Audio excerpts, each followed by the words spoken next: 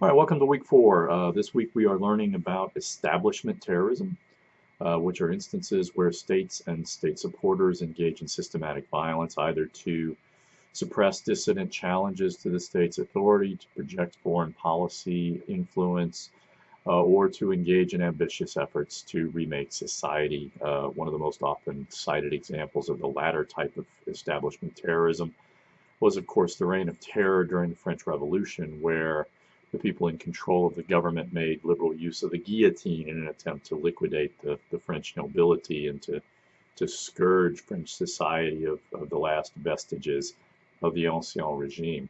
A significant portion of this chapter is devoted to the problem of state sponsorship of terrorism, which generally references instances where states are providing some kind of support for groups that are engaging in terrorism in other countries.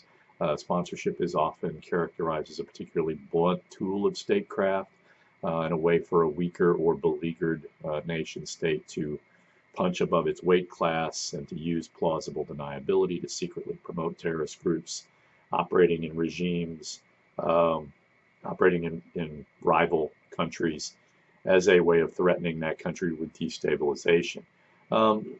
Iran is often, credibly accused of sponsorship.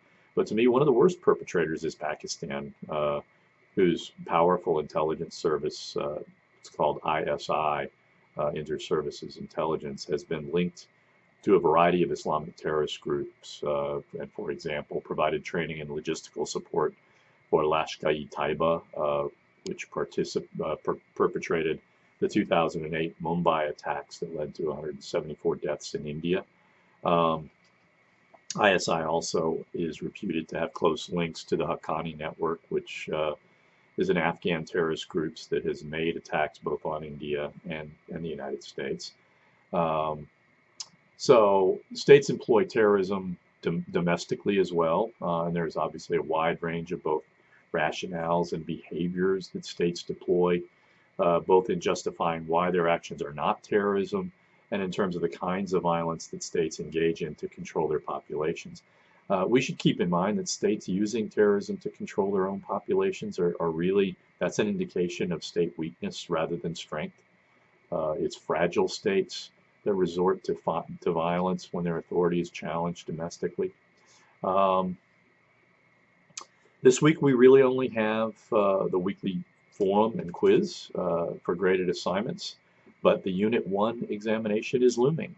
If I remember correctly, you're scheduled to take in the first exam over chapters 1 through 5 by Sunday, September 22nd. So this next week is basically the closing week of Unit 1.